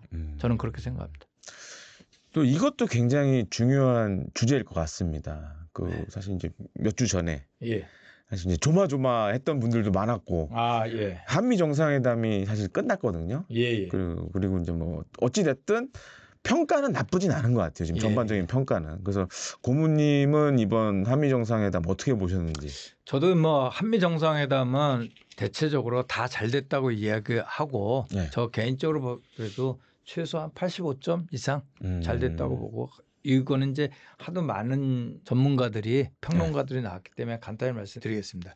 사실 우리가 정상회담을 한다 그러면은 과거에는 전통적으로 다 이거 뭐 정상회담이 실패하는 경우가 없잖아요. 그렇죠. 다 성공이고 네. 신부수는 다 했는데 근데 트럼프 대통령이 등장하고 난 다음부터 네. 정상회담도 실패할 수 있다. 이러한 인식이 생긴 거예요. 이게 고도의 협상 전략인지 아니면 그 트럼프 대통령만의 뭔가가 있는 건지 모르겠는데. 두 가지. 다 고도의 협상 전략일 뿐만 아니라 트럼프의 그 돌출행동. 그게 사실은 2019년 예를 들면은 이제 1기 트럼프 대통령 때 나토 정상회담에 런던에서 있었어요. 하다가 마음에 안 든다고 빨리 끝내버리는 거야. 네. 그다음에 또 트럼프 대통령이 잘 알려지지 않았지만 어떤 얘기를 했냐면 나토 정상회담을 했잖아요. 그럼 한 30개국 정도 모였을 거 아닙니까? 근데 야 방위비 그 당시에는 2%예요. 방위비 2% 낸 국가들 보니까 미국 같이 8개야. 8개 정상만 모여. 이들하고만 오찬을 했어요. 이러한 돌발 변수를 벌이는 거예요. 근데 이제 뭐 한미 동맹의 역사를 봤을 때 보통 이제 과거에는 우리가 뭔가를 요청을 하는 게 많았잖아요. 그렇죠. 네. 근데 이제 세월이 흐르면서 사실 이제 지금은 미국이 요청하는 부분도 상당히 많고. 근데 이제 트럼프 대통령이 1기 때부터 이제 등장을 하면서 굉장히 한미 정상회담만 하면 맞습니다. 불안해지는 약간 이런 형국이 돼가지고. 그래서 이제는 트럼프와 정상회담 한다 그러면 우리가 전통적으로 관례적으로 정상회담은 거의 다 성공이야. 그러니까 이런 인식을 버려야지 돼요. 그러니까 그런 측면에서 보면 이번 이재명 대통령의 정상회담 대단히 성공적이에요. 제가 케이스를 들을게. 그러니까 트럼프 대통령이 2월 달에 젤렌스키하고 정상회담 했잖아요. 그렇죠. 다 기억나죠? 잊혀지지가 않습니다. 그러니까 트럼프 정상회담 하는 게 공개 부분, 비공개 부분 있잖아요. 공개 부분 리얼티 쇼 형태로 하잖아요. 30분. 그렇죠. 여기서 상대방을 제가 보기에는 테스트를 하더라고요. 그러니까 의도적으로. 그러니까 젤렌스키도 테스트한 거고 당신 협상 칩도 없는데 3차 세계대전을 놓고 도박을 하냐 이런 공개 망신, 네. 모욕주기, 네. 예. 당황스러운 거. 그다음 그렇죠. 또 5월 달에 누구하고 정상회담을 했냐면 그 남아프리카 공화국 아니 맞아요. 저도 뉴스 라마포사. 알아요. 예. 라마포사한테 어떤 걸 했냐면 다 아시겠지만 갑자기 동영상을 들었어요. 정상회담에 동영상을 틀면서 공동묘지에 백인들이 이렇게 많이 죽었냐. 이게 정상회담에 이게 나올 그것도 아니고 예. 당황스럽죠. 그렇죠. 이게 근데 전략적으로 의도해서 상대방의 능력을 파악하는 거예요. 떠보기, 간보기. 자, 그러면 이재명 대통령한테는 2시간 반에 갑자기 SNS에, 그죠? 네. 트루스 소셜에, 야, 뭐, 이거 한국에서 그 숙청? 네. 혁명? 네. 막 검사들이 막 강압적으로 교회를 막 탄압하고 미군 기지로서 뭐 정보를 캐고, 네. 나 이런 나라에서 어떻게 사업을 해? 아, 그러니까 이게 2시간 반 전에 올라온 거 아닙니까? 저도 보면서 철렁했거든요. 그죠? 예. 그러니까 이게 젤렌스키나 라마포사를 보면은 전략적으로 의도했다는 거예요. 어느 날 갑자기 한 게 그냥 뭐 이게 가짜 뉴스 때문에 한 게 아니라 한번 흔든 거죠.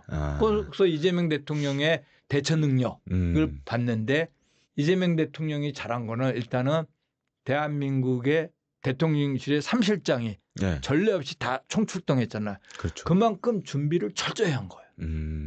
철저히 해가지고 이거를 무사히 잘 넘긴 거죠. 위기를. 그러니까 이재명 대통령이 진짜 준비를 일단은 잘했고 정상회담 팀이 그다음에 이재명 대통령 개인적인 역량, 테크닉, 스킬로 트럼프의 이러한 테스트를 위기죠. 기회로 전환을 시킨 거예요. 그런 측면에서는 이게 그냥 단순히 갑자기 나온 게 아니라 상대방의 능력, 간을 그렇죠. 간 본 거죠. 간 본 거고. 예. 근데 이거를 이재명 대통령이 상당히 잘했고 그다음에 또 하나 이재명 대통령이 잘한 거는 화제를 서로의 공감대를 이끌어낼 수 있는 한반도 북핵 문제. 그렇죠. 여기서 이제 피스메이커, 페이스메이커. 그러니까 환하게 웃고 그런 측면에서는 상당히 성공적이라고 본 거고 오히려 그런 위기를 기회로 넘긴 다음부터는 이재명 대통령이 한미 정상회담을 주도한 측면들이 그렇죠. 좀 리드해갔던 많이 있죠. 부분이 있고 그런 측면에서 제가 보기에는 상당히 좋았고 그다음에 이제 트럼프로부터 위대한 지도자 그다음에 미국이 모든 걸 다 해주겠다. 그래서 어느 정도 신뢰관계는 상당히 많이 쌓은 것 같아요. 그런 측면에서 최소한 빗불 이상은 줘도 점수가 과하지 않다. 저는 이렇게 생각합니다. 좋습니다. 예. 그래서 이 얘기도 안 할 수가 없을 것 같아요. 사실 이제 2018년인가요? 하노이 예. 북미 정상회담. 사실 그때 굉장히 사람들이 많이 기대를 가졌었고, 근데 의외로 이제 트럼프이 박차고 나갔잖아요. 노딜로 일단 끝났었는데, 그래서 사실 그런 걱정하시는 분도 굉장히 많습니다. 물론 이제 북미 뭐 회담이 추후에 열릴 가능성은 얼마든지 있지만 이제 김정은이 약간 그런 트라우마가 있지 않을까라고 보는 측면도 있는데 어떻게 보세요? 향후 이제 북미 정상회담 혹은 이제 북미 간의 회담 가능성.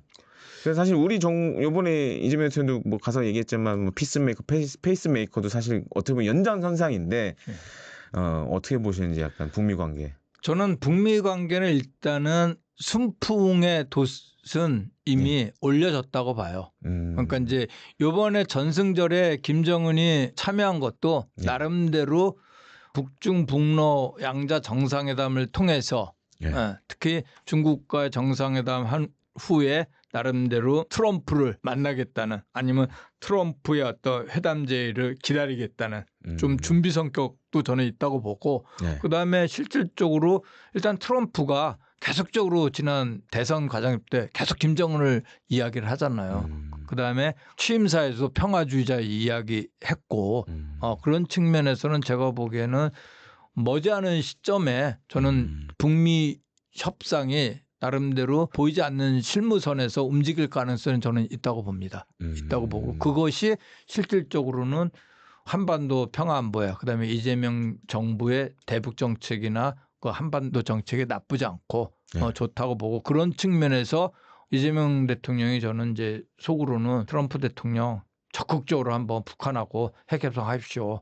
그래서 피스메이커 당신밖에 없다. 그다음에 또 당신이 대통령 안 되니까 북핵 문제가 보다 더 험해졌다 또 이런 표현도 했잖아요. 네. 예, 그거는 상당히 힘껏 제가 보기엔 칭찬해주고, 그러니까 이거는 아부 차원이 아니라 엄청 칭찬해서 역으로 하면 트럼프 대통령 김정은한테 좀 더 적극적으로 신호 한번 보내봐. 예? 그거고 그다음에 이제 그거를 할 사람이 트럼프 대통령밖에 없고 나는 이제 뒤에서 약간 좀 분위기를 좀 잡는 그런 의미에서 이제 페이스메이커인 거고. 예. 그래서 저는 가능성이 저는 높다고 보고 우리도 여기에 대해서 준비를 해야지 되고, 그다음에 이제 우리가 이 북핵 문제 북미 등에서 우리가 예를 들어서 코리아 패싱 배제되거나 소외되는 거 아니냐, 그건 걱정할 필요는 저는 없다고 보고, 대신 그냥 단순히 걱정할 필요가 없다는 게 아니라 우리 나름대로 노력을 해야지 되고, 거기에 굳이 우리가 운전대를 잡을 필요는 없어요. 그 북핵 문제이기 때문에 또 김정은이 또 강대국 정치를 하기 때문에 대신 우리가 남북 관계에서, 그러니까 김정은은 의도적으로 전략적으로 남한을 배제시키려는 측면은 분명히 나타날 수가 있다. 나타날 수가 있기 때문에 대신 우리가 나름대로 한미 공조 체제를 강하게 가동을 하고, 그다음에 역으로 만약에 북미 간의 직거래가 되더라도 우리는 이거를 남방축 말고 예. 우리도 역으로, 그러니까 뭐 트럼프도 뭐 키신전략 쓰듯이 우리도 중국과의 나름대로의 소통 채널을 만들어서 이 북미 핵 협상이 진행될 때 우리는 한미 공조, 한미일 공조도 중요하지만 북방 쪽 중국 또는 이번에 우크라이나 전쟁으로 북러 관계가 상당히 그렇죠. 강화됐잖아요. 그래서 러시아의 채널도 우리는 복원해 가지고 역으로 이번에는 북핵 문제에 대해서 북방축을 활용할 수 있는 그러한 전략적 사고도 저는 필요하고, 그걸 우리가 나름대로 준비를 하면은 코리아 패싱이라든가 우리가 배제되거나 소외되는 그러한 거를 우리는 사전에 차단할 수 있고, 우리 나름대로 대통령이 이야기했듯이 페이스메이커 역할이 저는 충분히 있다고 생각합니다. 요거 약간 번외 질문인데 네. 사실 이제 제가 이제 저도 2017년 생각해 보면 그때 굉장히 남북 간 그리고 북미 간의 군사적 긴장이 굉장히 위험 수위까지 막 올라가고 그랬었는데, 근데 그때 이제 뭐 다른 루트로 들어보면 그때 당시에 삼국에서 남북 간에 여러 가지 조율들이 있었고 그 성과가 2018년도에 나왔다라고 좀 이렇게 전해 들은 바가 있는데, 물론 이제 맞을 수도 있고 틀릴 수도 있는데 지금 그렇다면 우리 정부도 좀 그런 예를 들어 제3국이나 이런 데서 좀 남북 간의 접촉도 좀 필요하고 이런 시기라고 봐야 될까요? 제가 봤을 때는 상당히 좀 조심스럽지만 아까도 이야기했듯이 북한의 대남 정책이나 남한 접근법과 관계없이 적극적으로 저는 움직일 필요는 있다. 그게 궁극적으로는 안전하고 평화로운 한반도 관계를 만들기 위한 노력이기 때문에 저는 실질적으로 북한의 입장과 관계없이 적극적으로 실무선에서 저는 움직이는 게 나쁘지 않다. 그다음에 그렇게 서두르는 게 빠르지 않다고 저는 봅니다. 실질적으로. 그리고 이 얘기도 좀 짚어봐야 될 것 같습니다. 그래서 이번 정상회담에서 나왔던 뭐 그 전부터 이제 나왔던 얘기지만 한미 동맹 현대화라는 단어가 정말 요즘 많이 나오더라고요. 근데 사실 저도 잘 이해가 안 되는 부분이 있고, 그럼 이거는 뭐 군사 동맹인지 경제 동맹인지 어떤 걸 현대화한다라는 게 사실 잘 이제 분석이 안 되어 있거든요. 그래서 혹시 이제 고모님이 좀 설명을 좀 해주시면 좀 이해하는데 좀 도움이 되지 않을까 싶어서 한번 답변 좀 부탁드리겠습니다.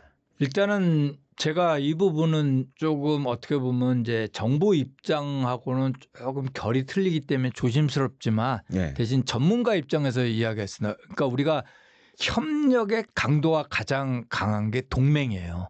그래서 우리가 전통적으로 동맹은 군사 안보에 사용한단 말이에요. 그런데 어느 날부터 우리는 한미 관계하고 한미 동맹을 섞어버렸어요. 그렇죠. 용어가 좀 이렇게 혼재돼 그래서 있죠. 한국하고 미국하고 경제 협력을 활발히 한다. 그러면 경제 협력이 확대되고 심화된다. 이러면 되는데 경제 동맹. 그다음에 미국하고 또 이게 기술을 협력을 확대하고 심화한다. 그러면 기술 협력이라고 하면 돼요. 근데 기술 동맹. 이러다 나중에 뭐 사회동맹 나오는 거 아니겠어요? 그래서 저는 사실은 이거는 전문가들이 예. 이거는 그러니까 정부에서는 나름대로 이제 그런 용어를 쓰더라도 전문가들 사이에서는 한미 관계하고 예. 동맹이란 표현은 그냥 군사 안보 여기로 국한돼서 이건 구분 지을 필요가 있지. 그래서 한미 협력 관계를 다 동맹으로 하면은 이건 나중에 우리가 부담이 될 수가 있어요. 사실은. 네, 그래서 저는 이거를 사실은 좀 구분해서 쓰자는 입장이고요. 그다음에 동맹 현대화는 쉽게 풀으면은 이제 환경이 변했잖아요. 예. 바뀌고 해서 이 변화된 환경에 맞게끔 동맹 재조정을 하자 예. 이런 얘기예요. 그래서 이제 사실 우리가 이제 논리적으로 접근하면은 동맹 재조정이 크게 두 가지 차원이 있어요. 하나는 이제 미시적 동맹 재조정, 또 하나는 거시적 동맹 재조정. 우리 이제 한미 동맹 관련해서 예를 들어서 소파 주둔군 지휘협정 내용을 바꾼다든가 아니면 방위비 분담 비율이든가 방위비 분담 방식을 변경한다든가 아니면 기지를 이전한다든가 예. 아니면 뭐 주한미군의 병력이 증감한다든가 이런 거는 미시적인 동맹 재조정이에요. 이런 것도. 그렇죠. 예. 예. 근데 중요한 거는 뭐냐면 거시적 동맹 재조정이에요. 이 미시적 동맹 재조정은 동맹의 공동 목표, 위협 인식이 안 변해요. 근데 이 거시적 동맹 조정은 이게 지금 미국에서 한국한테 요구하는 거예요. 거시적 동맹 조정은 동맹이 왜 있지? 동맹의 공동 목표가 뭐지? 동맹의 정체성을 새롭게 하자. 그다음에 동맹의 역할을 확장하자. 이거는 상당히 거시적인 거예요. 그렇죠. 거기에 핵심이 전략적 유연성이 있는 거고 그다음에 한미 동맹이 이제는 대북 차원이 아니라 대중 차원. 이게 동맹의 위협 인식이 변하거든요. 사실은. 그러니까 이제 지금 빅픽처가 바뀌고 있다. 그렇죠. 바뀌고 있는 거죠. 예. 예. 그러니까 세부적인 거는 뭐 다른 거지만 그렇죠. 큰 그림이 좀 큰 방향이 그림이 틀어지고 바뀌기 있다. 때문에 요 부분은 나중에 이번에 이제 한미 정상회담에 잘된 이유 중에 하나가 이러한 구체적인 실무적이고 그다음에 껄끄러운 동맹 재조정 얘기가 깊숙이 논의 안 됐거든요. 그래서 역설적으로 한미 정상회담에 잘된 부분이 있지만 지금 미국의 NDS 국방 전략이 초안이 잡혔어요. 그래서 이거를 주도한 친구가 콜비예요. 아, 콜비. 네, 그 유명한 콜비. 그래서 이 예. 초안을 지금 백악관에 보냈다는 거예요. 아, 이제 백악관에 보냈다고. 네, 백악관에 보내서 지금 이제 우리 국내 언론에서 나오는데 주요 테마가 4개로 어느 정도 정해졌더라고요. 그러니까 헤그세스가 3월 달에 미 국방부에서 나온 게 잠정 국방 전략 지침 있잖아요. 네. 거기에 핵심은 본토 방위하고 중국 잡자. 중국 잡자. 네. 근데 역시 이번에도 그게 핵심이에요. 본토 방위, 중국 잡자. 그다음에 여기 이제 구체적으로 들어간 게 뭐냐면 동맹 국가들, 파트너 국가들 책임 전가 참여하라. 아. 4번째가 방산산업을 활성화하자. 그래서 이게 동맹 현대화의 파고가 사실 이제 강하게 몰려올 거예요. 그 NDS가 그럼 올 하반기에 공식적으로 나온다는 거죠? 그렇죠. 사실상 지금 그렇게 봐야죠? 완성돼가지고 초안이 완성돼서 네. 백악관에 대통령한테 보고가 올라갔다고 하니까 네. 그래서 9월 중으로 뭐 공개 전문가들이 볼 수 있는 요약본이 공개될 예정이라고 그래요. 그러니까 굳이 하반기까지 안 가더라도 9월 안에 아, 이번 달 안에. 이번 달 안에 초안이 공개될 것 같아요. 상당히 제가 봤을 때 그게 지금 파급이 어마어마하다고 제가 생각이 보기에도 드는데. 이미 지금 우리나라 국내 언론에서도 크게 네. 그 초안 내용을 보도를 국제적으로 받아가지고 나름대로 제시한 게 제가 금방 이야기한 4개 본토방위. 건투방. 그다음에 핵심은 이거죠. 중국 봉쇄. 네. 근데 중국 봉쇄에 더 들어간 게 뭐냐면 3월 달에 잠정 국방 전략 지침을 이렇게 동맹국 파트너 국가들이 구체적으로 거론이 안 됐는데 네. 일단은 지금 언론 보도에 보면은 그게 좀 거론이 됐대요. 그게 이제 동맹 현대화, 동맹 재조정하고 관련돼 있고 그다음에 이제 4번째 이제 방산산업 활성화. 그게 제가 보기에는 조선업 같아요. 아, 네, 조선업, 좋습니다. 방산산업. 그런데 이제 이게 핵심은 이제 방산산업 활성화하고 동맹과 파트너의 책임 역할 증가는 다 중국 봉쇄에 다 연관돼 있다는 거예요. 그래서 제가 보는 이것이 강하게 나올 거고, 그다음에 제 책에도 NDS 이야기를 미리 보낸 NDS 이야기를 제 책에 썼어요. 쓰군요. 네, 썼는데 우리가 이제 콜비를 왜 위험스럽게 보냐면 중국과의 전쟁까지 전제로 한 중국 봉쇄 전략을 짠다는 거예요. 맞아요. 예. 네. 그 부분이 부담되는 거예요. 콜비 뭐 예. 어쨌든 2021년 거부 전략. 맞습니다. 예. 그때부터 이제 예. 봤고 저도 이제 콜비가 쓴 책을 예, 맞습니다. 봤는데 사실 예. 상당 부분 좀 이해가 안 되는 부분이 많더라고요. 예. 그래서 상당히 좀 걱정이 되는 부분이기도 한데 지금 이게 약간 이번 한미 정상회담 보면 이제 뭐 중국을 막 뭔가 자극하는 발언을 트럼프 대통령이 하진 않았어요. 예, 맞습니다. 근데 이제 뭐 국방 전략이 만약에 수립이 되면 사실 우리 입장이 굉장히 좀 뭐 난처하다라는 표현이 맞을 수 있을 것 같은데 우리는 그럼 어떻게 해야 되나요? 미국과 중국 사이에서 어차피 있는 나라고 또 안보에 많은 부분 지금 미국의 의지를 하고 있는 상황이기 때문에 그래서 미국의 뭐 동맹이기도 하고 우리는 어떻게 포지셔닝을 해야 사실 될지. 이제 그거와 관련해 가지고 이제 우리 정부의 대외 외교안보 정책 기조가 국익 중심 실용외교잖아요. 그렇죠. 국익 중심. 그래서 이제 모든 언론에서는 국익 중심 실용외교 여기까지만 이야기하는데 사실 국익은 등급이 있어요. 국익은. 국익도 등급이 있어요? 네, 등급이 있습니다. 그러니까 아. 모든 국익이 다 중요하다 이렇게 이야기하지만 좀 더 그거를 더 들어가면은 현미경으로 더 보면은 중요도가 틀려요. 일단은 시급성, 긴급성, 그다음에 파급력이라는 세 가지 지표로 봤을 경우 뭐 이거는 국제정치 이론에서 모두가 보편적으로 얘기하니까 사활적 이익, 핵심적 이익, 그다음에 중요한 이익, 그다음에 뭐 일반적 이익, 뭐 한국이 뭐 아프리카 외교를 펼친다, 뭐 이런 거는 일반적 이익이겠죠. 네. 그다음에 이제 ODA를 한다. 이거는 일반적 이익이거나 한국의 어떤 목적에 따라서 중요한 이익 정도 되겠지. 그러면 한국의 입장에서 사활적 핵심적 이익은 뭐냐? 한반도 평화와 안정이겠죠. 뭐 국내적으로는 불법 계엄으로 이재명 정부가 탄생을 했기 때문에 민주주의 회복, 그죠? 그다음에 이재명 대통령이 공약인 국민 통합. 그다음에 이제 국민들 먹고 사는 문제. 이게 어떻게 보면 국내적으로는 상당히 핵심적인 이익이겠죠. 뭐 다른 뭐 여러 가지 또 있겠지만, 그러면 외교적으로 봤을 때는 이재명 대통령이 항상 이야기하는 게 있잖아요. 전쟁은 절대 안 된다. 네, 전쟁이 절대 된다. 그러면은 한반도의 안전과 평화 이게 사활적 이익이에요. 이게 가장 중요한. 그다음에 좀 더 나간다 그러면 주변 국가들과 설린 우호 관계. 네. 그거를 지금 이게 핵심이거든요.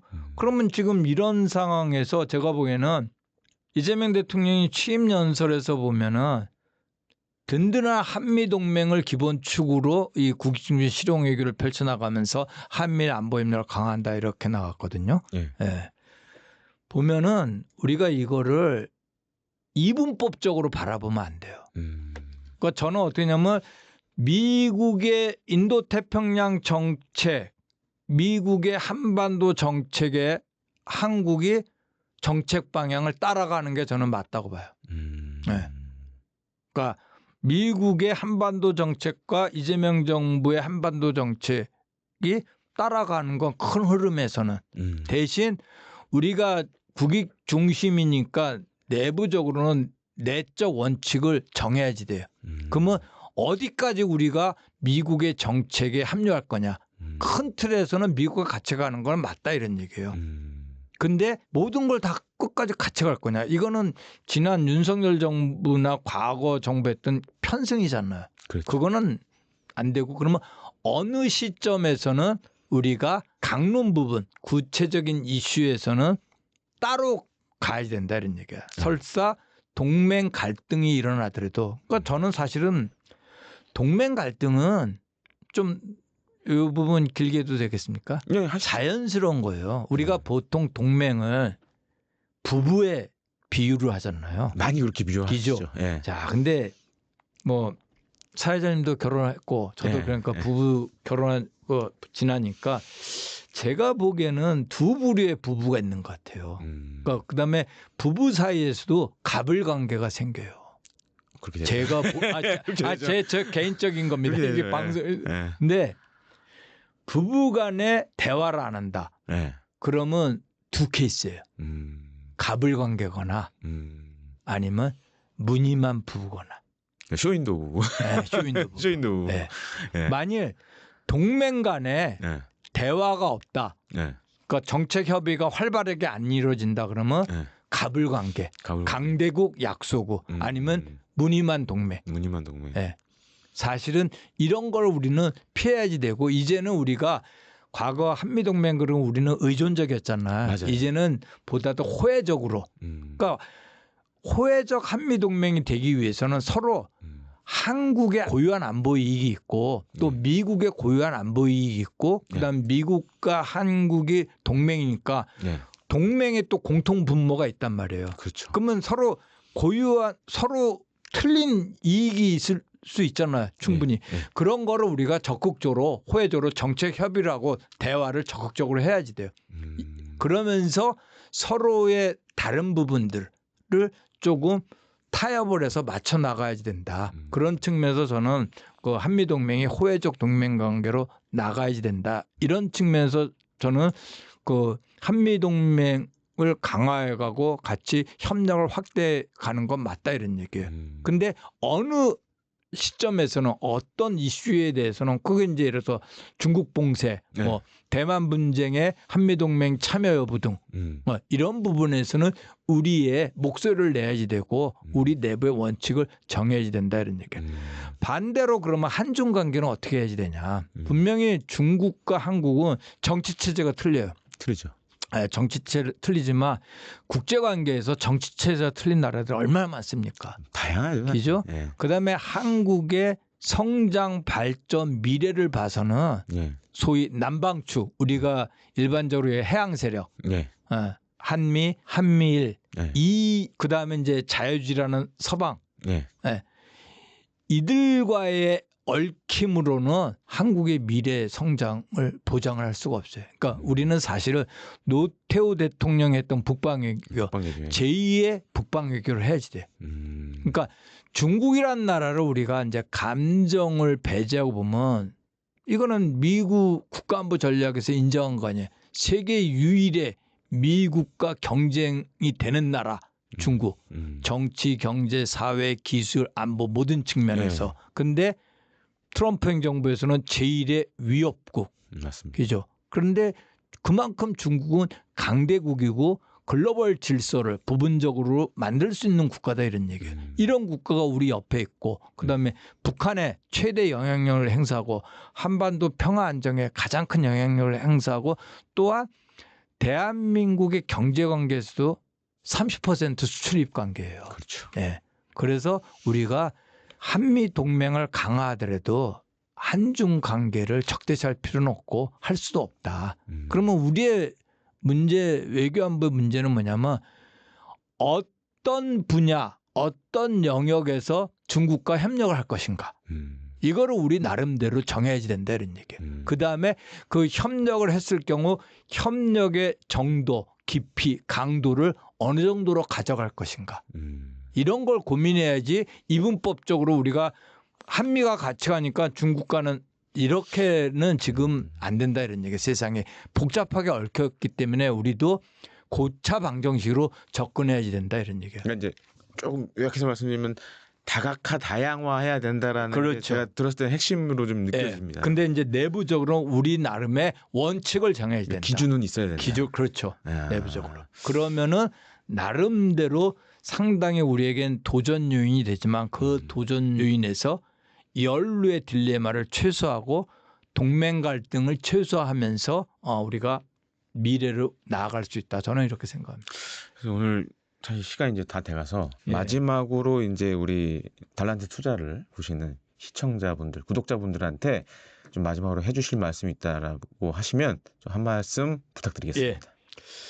저는 이제 마지막으로 한 말씀 제가 이야기를 뭐 우리 구독자님과 시청자님께 이야기하자면은 한반도 평화와 안보에 대해서 우리가 좀 새롭게 접근할 필요가 있다. 저는 그렇게 생각을 합니다. 그러니까 연태까지 사실 1950년, 1953년 이후로 현재까지 대한민국의 평화 안보는 일단 선안보 후평화였어. 튼튼한 안보력을 가져야 평화가 보장된다 이렇게 이야기를 했고 그게 이제 사실은 트럼프 행정부에서도 힘을 통한 평화, 피스 스루 스트렝스를 이야기를 하잖아요. 그런데 그 결과가 한반도 70년 이상의 역사를 보면 항상 긴장과 갈등 관계였어요. 그러니까 힘을 통한 평화는 제가 봤을 때는 이거는 강대국 전략인 것 같아요. 그러니까 압도할 수 있는 힘. 만일 대한민국이 그러한 힘을 갖기가 힘들다 그러면 이제는 우리가 평화 안보를 선후의 개념으로 보는 게 아니라 평화와 동행하는 안보관을 우리는 가질 필요가 있다고 저는 생각을 해요. 그래서 제가 생각한 게 Security with Peace. 그래서 우리가 마치 좌우 날개가 있어야 잘 날아가듯이 그다음에 동전의 앞뒷면에 같이 있듯이 평화와 안보, 안보와 평화도 같이 가야지 된다. 어느 게 선이고 어느 게 후다 그러면 항상 안보가 있어야 평화가 보장된다. 이런 논리로 온 게 대한민국의 1953년 이후 현재까지의 역사예요. 그럼에도 불구하고 대한민국은 언제나 긴장과 갈등, 불안정했다 이런 얘기예요. 그러면 과감하게 어려울수록 우리가 안보력도 키우면서 이 안보력 키우는 게 냉전적이고 대결적이기보다는 평화를 증진할 수 있고 평화가 증진되면 또 안보력이 강화될 수 있는 그런 거를 우리가 한번 평화와 안보에 대한 사고의 전환, 인식의 전환을 한번 해볼 필요가 있고 그다음에 구체적인 그러면 대안이나 사례는 향후에 좀 더 기회가 된다면 그거를 또 논의할 수 있는 기회가 주어졌으면 좋겠습니다. 고맙습니다. 예, 오늘 그 바쁘신데도 불구하고 시간 내주신 이수영 국가안보전략연구원 고문님께 다시 한번 감사 말씀을 드리고요. 아마 이제 보시는 시청자분들이나 구독자분들에게 새로운 좀 인사이트를 제공하지 않았나 싶고 이제 고맙습니다. 외교 안보라는 게 사실 삶의 체감은 되진 않잖아요. 근데 예, 저도 예. 이제 살아보면서 느끼는 건데, 야, 이게 굉장히 우리 삶에 지대한 영향을 주고 있구나라는 부분을 뭐 매 순간 느끼고 있습니다. 그래서 오늘 다시 한번 나와주셔서 감사드리고요. 다음에 또 시간이 되면 한번 더 찾아주셨으면 합니다. 고맙습니다. 고맙습니다. 예.